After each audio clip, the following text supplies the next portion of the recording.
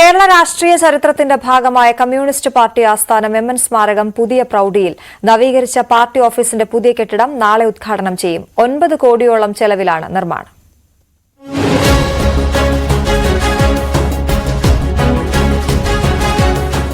ബാലറ്റിലൂടെ അധികാരത്തിലെത്തിയ ലോകത്തെ ആദ്യ കമ്മ്യൂണിസ്റ്റ് സർക്കാർ രൂപീകരണവും കമ്മ്യൂണിസ്റ്റ് പാർട്ടിയുടെ പിളർപ്പും ഉൾപ്പെടെ നിർണായക രാഷ്ട്രീയ നീക്കങ്ങൾക്ക് വേദിയായ പാർട്ടി ഓഫീസാണ് പിന്നീട് എം.എൻ. സ്മാരകമായി മാറിയത്.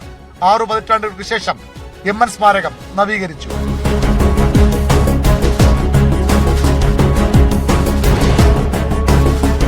മുഖച്ഛായ മാറാതെ മുഖം മിനുക്കിയാണ് എം.എൻ. സ്മാരകം നിർമ്മാണം പൂർത്തിയാക്കിയത്. ഒറ്റനോട്ടത്തിൽ ഒരു മാറ്റവും തോന്നാത്ത മുൻവശം, പ്രധാന കെട്ടിടം അതേപടി നിലനിർത്തി.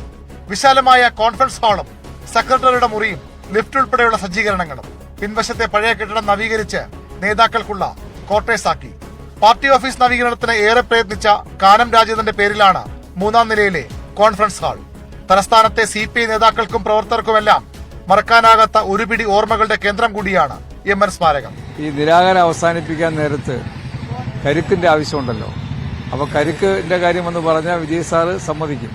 ആ സമരത്തിന് 7 എണ്ണം വേണമെന്ന് പറഞ്ഞാൽ കൂടെ വന്ന് നിന്ന് 7 എണ്ണം കൃത്യമായിട്ട് കൈകൊണ്ടെത്തുന്ന ഉയരമേ ഉള്ളൂ. ആ 7 എണ്ണം കൃത്യമായി കട്ട് ചെയ്ത് തരും. അതുപോലെ അത്ര ചിട്ടയായും ആ കാലഘട്ടത്തിലും ഇന്നും നമുക്കെല്ലാം ഓർക്കേണ്ടുന്ന തരത്തിലുള്ള ഒരുപാട് ഓർമ്മ പങ്കുവച്ചുകൊണ്ടാണ് അവരുടെ പ്രവർത്തികളെല്ലാം നടന്നത്. മുൻവശത്തെ തണൽ വൃക്ഷങ്ങൾ പൂർണ്ണമായി മുറിച്ചുമാറ്റിയാണ് പുതിയ കെട്ടിടം നിർമ്മിച്ചത്. അവയുടെ സ്ഥാനത്ത് മിയാവാക്കി വനം ഉൾപ്പെടെ വച്ചുപിടിപ്പിക്കുന്നുണ്ട്. ന്യൂസ് 18 തിരുവനന്തപുരം.